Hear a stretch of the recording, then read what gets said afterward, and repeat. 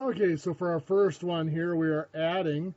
Remember, when we add or subtract, we need the same name. So for fractions, that means common denominator.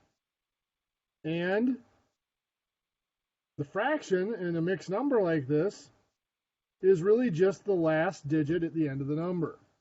So we have our 2/3 and 4/5. Our common denominator is going to be 15. 3 times 5 makes 15, so 2 times 5 is 10. 5 times 3 makes 15, so 4 times 3 is 12. Now we're going to go ahead and add 10/15 and 12/15 is 22/15, which can be split into 1 and 7/15 as a mixed number. So we will keep the 7/15, we keep the fraction portion in the fraction digit, and carry the 1, the whole number. 1 and 4 is 5, plus 7 is 12. So 12 and 7/15. Number 2, subtraction. Well, when we subtract, we still need the same name. So once again, we're going to look for that common denominator for the fraction portion. For 8ths and 6ths, it is going to be 24. 8 times 3 is 24, so 3 times 3 is 9. 6 times 4 is 24, so 5 times 4 is 20. Now we have the 9 minus 20 can't be done, so we're going to borrow from the 8. That's a 7. Now remember, what we borrowed is one whole object, so what we're really adding here is 24 24ths. So we now have 33 24ths that we're going to be subtracting from. So 33 24ths minus 20 24ths is 13 24ths. 7 minus 5 is 2, so 2 and 13 24ths. Number 3 here, multiplying. When we multiply, remember, multiply or divide, we do not need the same name, so we don't need common denominators. But as we saw on Friday, if we multiply them as mixed numbers, it's an extremely difficult process. So it's simpler if we change them into improper fractions. 2 and 2/5 will become 2 times 5 is 10, plus 2 is 12 fifths, times 3 and 1/3. 3 times 3 is 9, plus 1 is 10 thirds. Now when we multiply, we can cross cancel. Here we see that 12 and 3 can both divide by 3. 3 divided by 3 is 1. 12 divided by 3 is 4. We also see that 5 and 10 can divide by 5. 5 divided by 5 is 1. 10 divided by 5 is 2. Now we have 4 times 2 is 8 over 1 times 1 is 1. So 8 over 1, or just 8.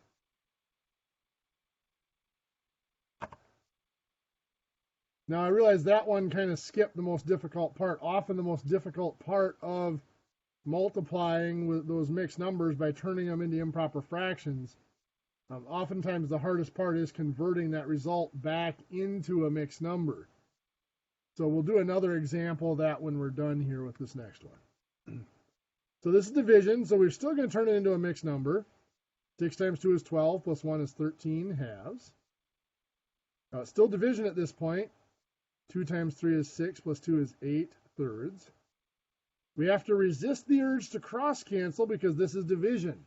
We can only cancel in multiplication. So to turn this into multiplying by the reciprocal, remember the first fraction is not affected. That stays 13 over 2. The division operates on the number that comes after it. So that'll be times 3 over 8. So now we could cross cancel, but there's nothing that cancels. So 13 times 3 is 39. 2 times 8 is 16. Convert that into a mixed number. We got 39 divided by 16. 16 does not go into 3. 16 goes into 39 twice. 2 times 16 is 32. We subtract, there's 7 left over. So that is 2 and 7/16. Now, as promised, we'll do one more example of multiplying our mixed numbers. Let's do 4 1/2 times 3 2/5. So we make them improper. 4 1/2. 4 times 2 is 8, plus 1 is 9 halves. 3 2/5. 3 times 5 is 15, plus 2 is 17/5. Nothing here cross cancels. So we'll go ahead and multiply. 9 times 17 is, what is that, 153? And 2 times 5 is 10. Now the fact that the denominator is 10 makes this a little bit easier, but we're going to go ahead and do it out the long way here. 10 does not go into 1, so we're blank above the 1. 10 goes into 15 once. 1 times 10 is 10. We subtract to get 5. Bring down the 3. 10 goes into 53 5 times. 5 times 10 is 50. We subtract. We have a 3. Nothing left to bring down, so that's it. This is 15 is our whole number, and we have 3 pieces left over, so 3/10 left over. Any questions on those?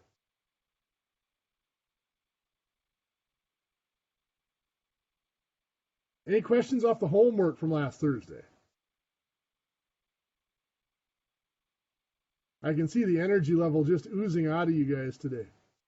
Yeah. No problem. We can deal with it. Quiz 3 is out there in Blackboard. It is in the course information section.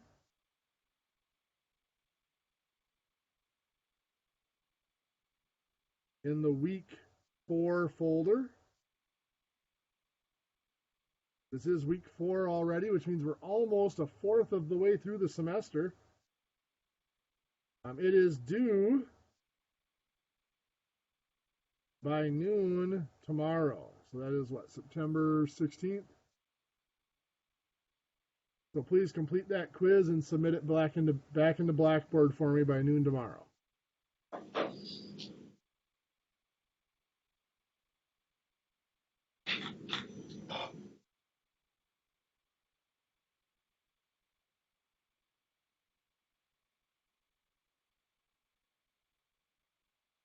I want to look at a word problem here related to fractions a little bit. A nut is advanced 24 turns onto a 1/4 inch by 32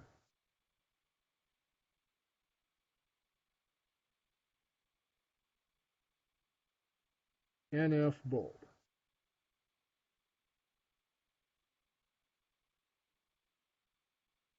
How far has the nut advanced?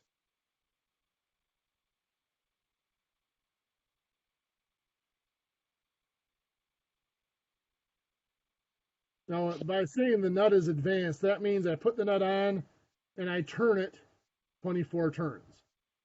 So it's just I'm putting it on that far, 24 turns. Understand this problem, we need to understand what all this means. The 1/4 inch is just the diameter of that bolt or that screw. Really means nothing to this problem. Obviously, it's important you have to have the right diameter to fit in whatever you're putting it into, whatever hole you're using. But the diameter does not affect the math as far as the advancing of the nut. What matters here is the 32 NF. NF actually stands for National Fine. And it's the threading of a bolt. 32 NF means there's 32 threads per inch. So what that means is if I put a nut on that bolt, if I turn it 32 turns, it's going to go an inch onto the bolt. Well, here I only turned it 24 turns. So how far it goes on the bolt is 24 out of 32 threads for a full inch. And I can reduce that. Both 24 and 32 can be divided by 8. 24 divided by 8 is 3. 32 divided by 8 is 4. So that nut advances 3/4 of an inch onto that bolt. Again, the reason is it took 32 NF means it's 32 turns or 32 threads for a single inch. If I turn it 24 turns, that is 24 threads. So that's 24 out of 32 threads per inch, of the threads it takes to make it 1 inch. Okay, so moving on today. Our big topic for today is decimals. The key to decimals, just like our key to whole numbers, is back to that very simple concept of place value.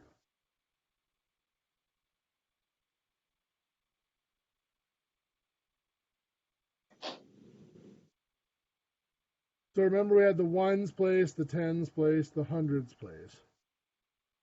The 1,000s, the 10,000s, and continuing on like that. Now I wrote them out in numbers here to make this next part a little bit more obvious.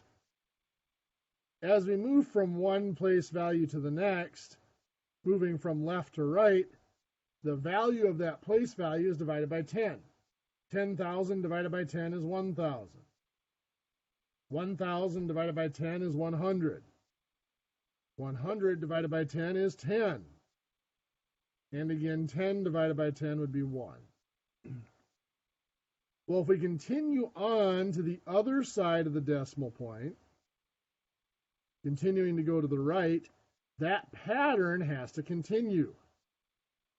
1 divided by 10 is 1/10. 1/10 divided by 10 is 100. 100th divided by 10 is 1/1000th. Divided by 10 again is 1/10,000th and 100,000. Well, you might be looking at these place values for our decimal places and thinking those look an awful lot like fractions, because they are. Decimals are often referred to as decimal fractions. It is just a shortcut way of writing fractions that have special denominators. In this case, it's denominators that are powers of 10. 10, 100, 1,000, and so on. So if I have 0.64, that actually stands for the fraction 64 hundredths. Notice the denominator of the fraction it stands for is the place value of the last decimal place. And it is that simple to convert a decimal into a fraction. 64 hundredths is 64 over 100. Now, of course, I wouldn't leave it that way. I would want to reduce that. Both 64 and 100 are even, so they can divide by 2, giving me 32 fiftieths. Those are still even, so we can divide by 2 again. 32 divided by 2 is 16. 50 divided by 2 is 25. And that's as far as we can go. 16 25ths is the fractional equivalent of 0.64. If we have a whole number, like this, 5.0375. Well, the whole number is not affected. It's just like we have mixed numbers with our fractions, where we mix whole numbers and fractions, we have mixed numbers with our decimals. The 5 is a whole number. It is not affected by the decimal. So to convert to a fraction, we only worry about what is after the decimal point. So 375 is that number. The place value of the 5 is in the 10,000s place. Or we don't have the place value chart here. Of course, you count tenths, hundredths, thousandths, 10,000ths. A little trick to double check, and I'm not a big fan of tricks, but this is one that's worth it. I have 1, 2, 3, 4 decimal places in my decimal. I have 1, 2, 3, 4 zeros in my denominator when I convert it to a fraction. Now, of course, this fraction can be reduced. Both 375 and 10,000 can be divided by 25. 375 divided by 25 is 15. 10,000 divided by 25 is 400. Don't forget we still have the 5 on there. Both 15 and 400 can still be divided by 5. 15 divided by 5 is 3. 400 divided by 5 is 80. And again, don't forget the whole number of 5 on that. So 5 and 3/80 is what we get when we convert that to a fraction.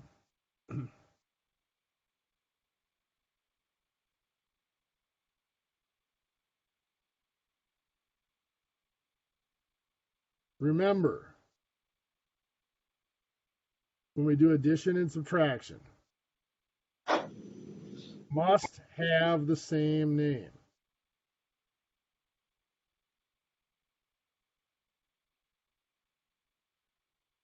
For fractions, this was a common denominator. For decimals, it means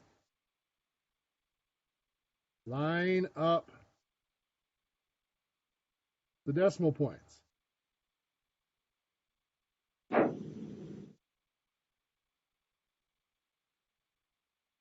And of course, we're going to combine counts as we always do. And when we add or subtract, we keep the same name.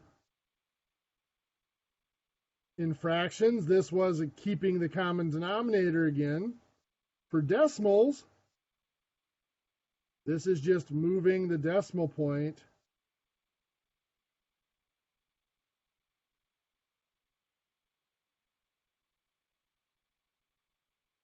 straight down in our calculation.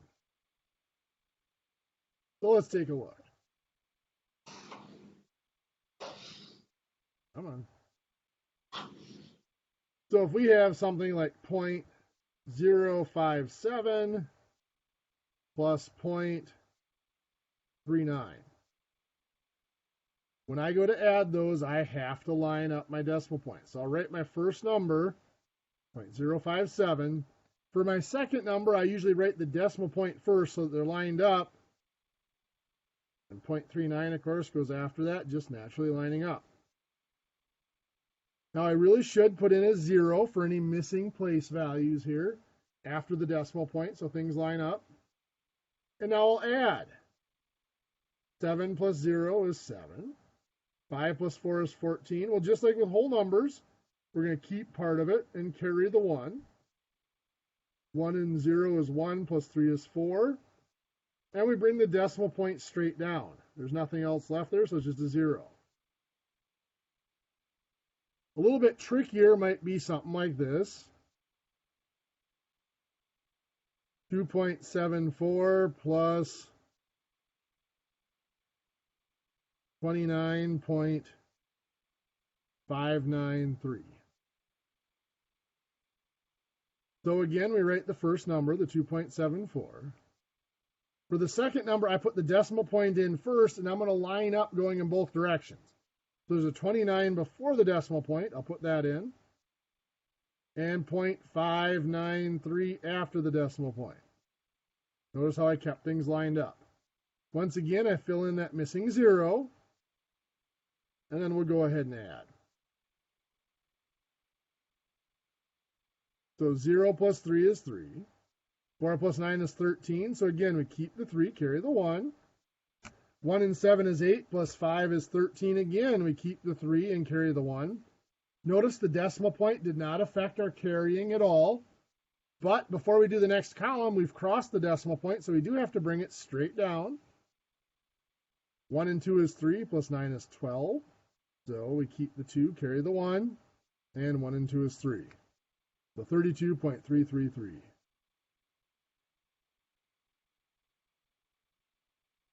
When we subtract, we have the same rules. We have to have the same name, which means we have to line up our decimal points. And then we have to keep the same name, meaning we bring our decimal points straight down as we're combining the counts. So we might have 24.82 minus 9.9. So again, we write the first number, 24.82. Put the decimal point in the second number first. I've got 9.9. Once again, we should put in those missing decimal places with zeros, and then we'll subtract. So 2 minus 0 is 0. 8 minus 9 can't be done, so we're going to have to borrow from the 4. This is a 3. This becomes 18. Notice again, the decimal point did not affect our borrowing at all. We pretty much ignored it as we borrowed. 18 minus 9 is 9. Oops, I said 2 and wrote down 0 here. That should be a 2. 18 minus 9 is 9. Now, before we proceed, we do have to bring our decimal point straight down. 3 minus 9 can't be done, so we borrow from the 2. That's a 1. This is a 13. 13 minus 9 is 4. And then we just have the 1. So 14.92. Well, with subtraction, the difficult ones look like this. We might have something like 40, let's actually do 46, minus 7.3468. So first of all, when we write this out, the 46 does not have a decimal point in it. There's no decimal point there. It's implied to be, well, it's not implied. It is after the last digit. It's at the end of the number.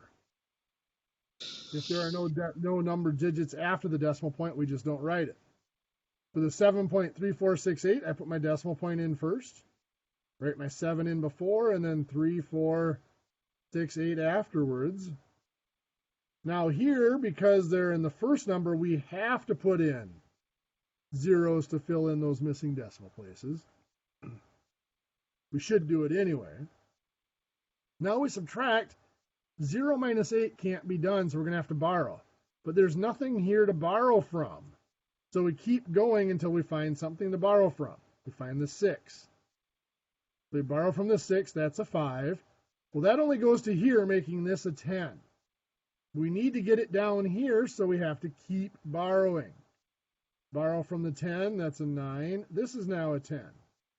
We borrow again, this is a 9. This is now a 10. We have to go one more notch. We borrow to make that a 9, and this is a 10. Now we subtract. 10 minus 8 is 2. 9 minus 6 is 3. 9 minus 4 is 5. 9 minus 3 is 6. Before we cross the decimal point, we bring it straight down. 5 minus 7 can't be done, so borrow from the 4, making that a 3. That's a 15. 15 minus 7 is 8, and then the 3. So 38.6532. So the big thing with addition and subtraction, because we need the same name, we make sure we line up the decimal points and then bring the decimal point straight down.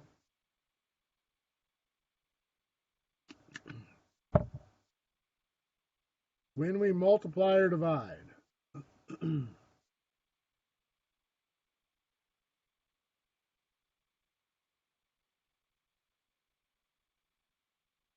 we do not need the same name.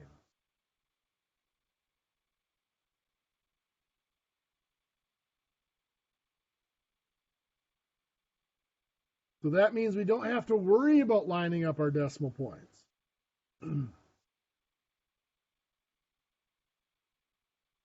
course, as always, we're going to combine the counts. In every operation, we're going to combine the counts in some way. But when we multiply or divide, we also combine the names. This means we need to account for the location of that decimal point in some way. So let's multiply. Let's do 2.38 times 0.74. So when I set this up, I don't worry about lining up the decimal points. Now in this case, they do line up, but we didn't have to. It just was a coincidence. As we multiply, we completely ignore the decimal points. We start with the last digit of the bottom number, which is the 4, and we combine it with the digits of the top number, starting with the last digit. So 4 times 8 is 32. So we keep the 2 and we carry the 3. 4 times 3 is 12, plus the 3 that we carried is 15. So we keep the 5 and carry the 1. 4 times 2 is 8, plus the 1 is 9. So we've combined that 4 with every digit in the top number. We're ready to move over to the next digit, the 7. Before we do that, we have to put in a 0 down here. I always put a line up top there as well so that I know that anything below that line is an old carry, so I don't try to reuse it. Now I have 7 times 8 is 56, so that's 6, carry the 5. 7 times 3 is 21, plus the 5 is 26. That's 6, carry the 2. 7 times 2 is 14, plus the 2 is 16, so that's 6. We carry the 1, but there's no place to carry it, so we just move it over to the next digit. Now we're going to go ahead and add. 2 plus 0 is 2. 5 plus 6 is 11, so 1, carry the 1. 1 and 9 is 10, plus 6 is 16, so 6, carry the 1. 1 and 6 is 7, and 1. Now we need to locate our decimal point in our answer. The way we've done that, by combining names, this is hundredths. This is also hundredths. So the last digit of my solution should be hundredths times hundredths is 10 thousandths.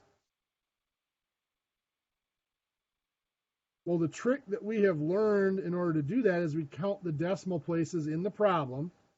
So we have 1, 2, 3, 4 total decimal places in the problem. Then we go to our solution and we count backwards. 1, 2, 3, 4 decimal places in our solution. Well, that is just combining names. That's taking hundredths times hundredths and getting 10 thousandths. So 1.7612 is our result. Now, realistically, that's the only spot that it makes sense. If I'm looking up here, this is about 2 and this is about 1. I'm expecting an answer to be close to 2. 17.612 would not make sense. And 0.17612 would not make sense. So really, that's the only decimal point placement that makes sense in the solution of this problem.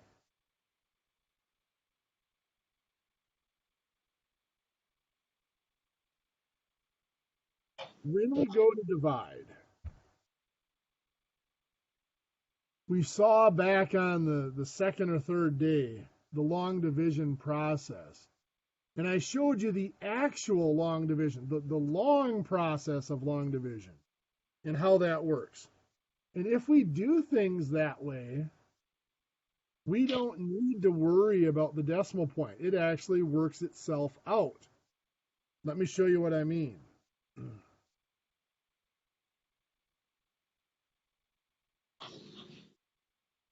So let's take something like 10.626.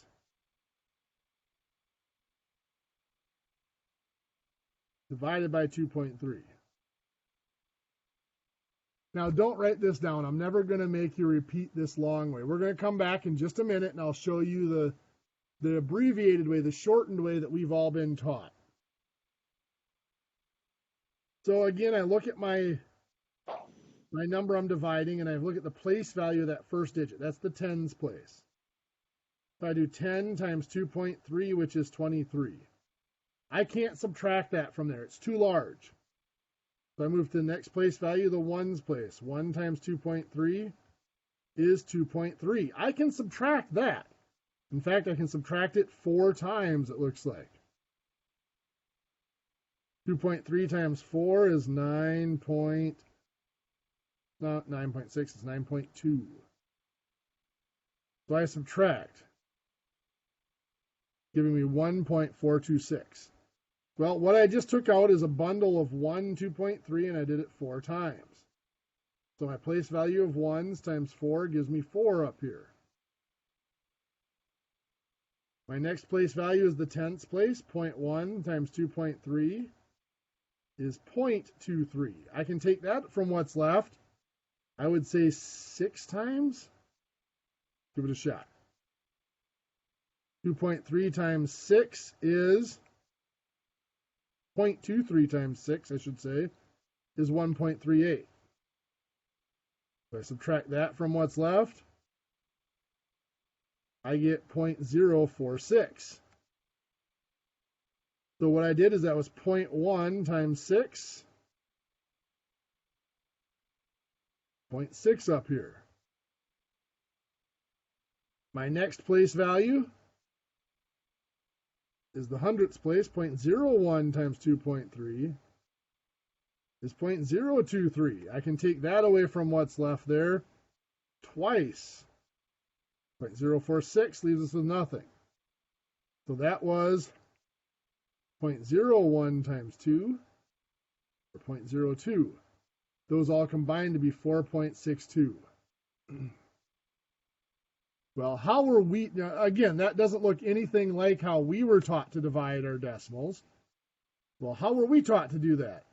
Well, in order to avoid having to do all of this stuff, we have to adjust the beginning problem, the initial problem. Rather than dividing by the 2.3, we've been taught, take that decimal point and move it to the end. We had to move it 1 spot, so we have to move this decimal point 1 spot. So that becomes 106.26 divided by 23. Well, why were we able to do that? Well, remember, a fraction and a division problem are kind of interchangeable. We can treat this division problem as 10.626 over 2.3.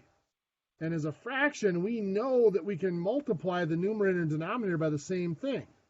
If I want to get rid of the decimal in the denominator, if I multiply by 10, that makes it 23. So I have to multiply the numerator by the same thing to get the 106.26. So moving those decimal points in both numbers is really nothing more than converting it to a fraction and multiplying by 10 or 100 or by 1,000, whatever it takes, in both the numerator and denominator. Now we can divide. 23 does not go into 1, does not go into 10. It does go into 106 4 times. That is 92. We subtract. We've got 14 left. Now, before we can bring down the 2 here, we have to bring up our decimal point. Then we can bring down the 2. 23 into 142 goes 6 times. 6 times 23 is 138. So we're left with 4. Bring down the 6. 23 into 46 goes twice. That's 46. There's nothing left. Once we've moved the decimal points, this is obviously a quicker process. But again, it's just an abbreviation or a shortcut for this longer process. More importantly, I want to show you what to do if that division doesn't work out nice and neatly like that. Let's say I ask you to divide 5.378 by 3.2, and I want it to the nearest thousandth.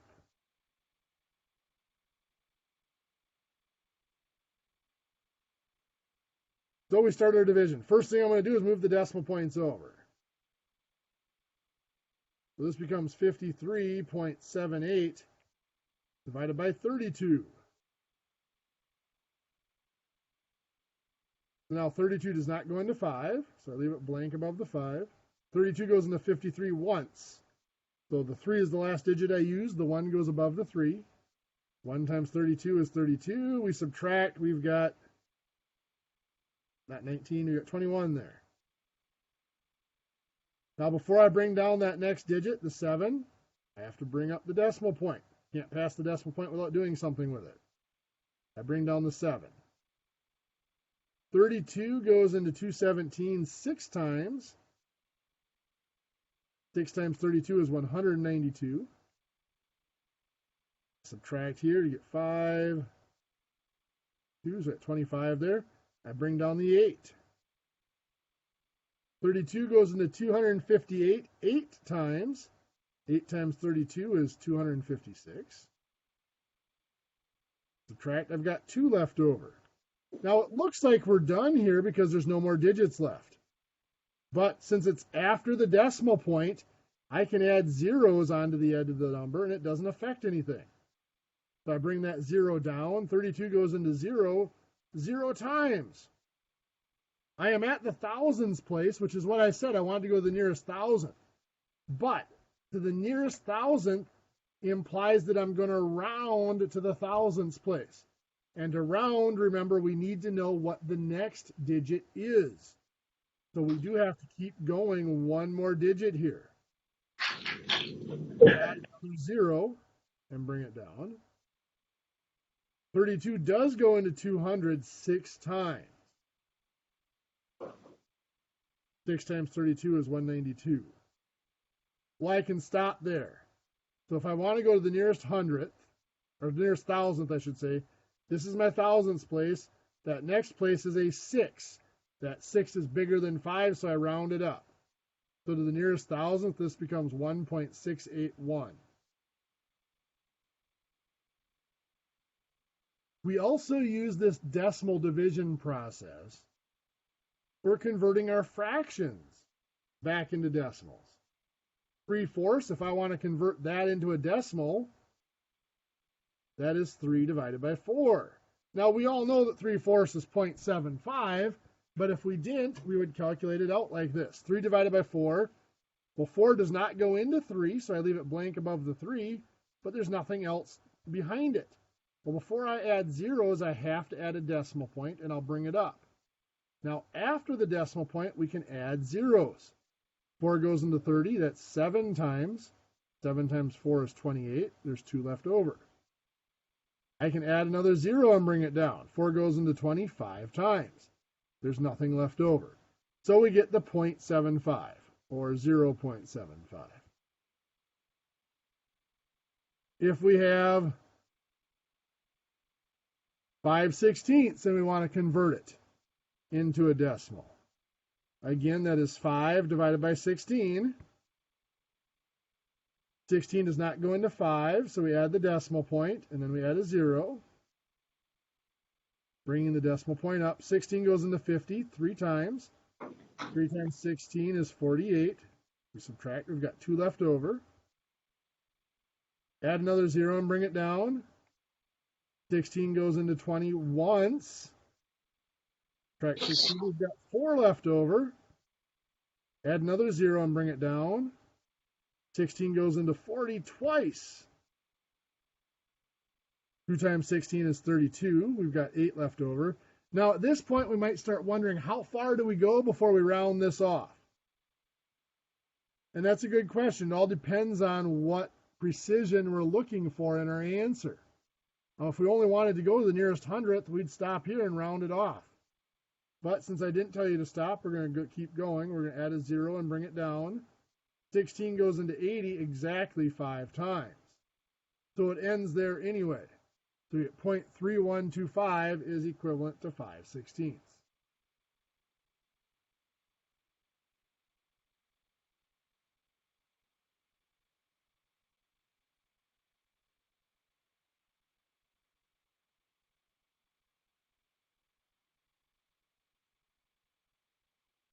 A lot of people get confused by this word here. If I say convert to an exact fraction, and I give you a decimal of 0.35. Well, converting it to an exact fraction is just the process we did at the beginning of this lecture. 0.35, well, that's 35 hundredths. And then I reduce. Both of those divide by 5. giving me 7/20.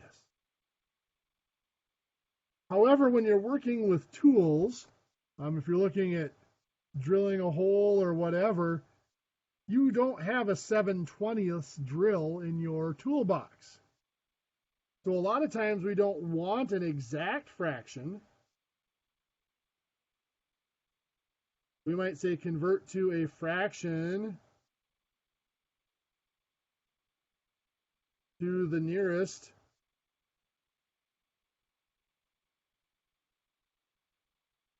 32nd of an inch. Well, how do we do that? Well, it's a totally different process. We don't look at the place values at all when we're doing this process. We just take my 0.35 and we put it over a 1. It's now a fraction. Notice the decimal point is still in it, though. Whereas up here, we use the place value to get rid of the decimal point in that first step. Now it has a denominator of 1, and we want it to have a denominator of 32. So I'm going to change that by multiplying by 32. 1 times 32 is 32. Just like any other fraction, however, if I multiply the denominator, I have to multiply the numerator. 0.35 times 32 is 11.2. So we have 11.2 over 32, which tells us that this is between 11 32nds and 12 32nds. 11.2 is between 11 and 12. What is it closer to? Well, 0.2 is closer to the smaller one. That would be the 11 32nds. So if I'm asking you to convert to the nearest 32nd of an inch, 0.35 is closest to 11 32nds. Now, this is not a process that we're going to do a lot of in this course. I just wanted to show it to you so you see it's out there. On our first exam, on our second exam, if I put any questions on there, they would be extra credit. But be aware that there are two separate processes, depending on whether we want to convert it to an exact fraction or if we want to convert that decimal to a fraction with a known or a given denominator.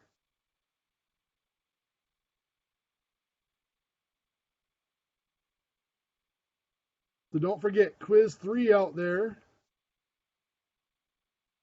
which needs to be submitted by noon on September 16th.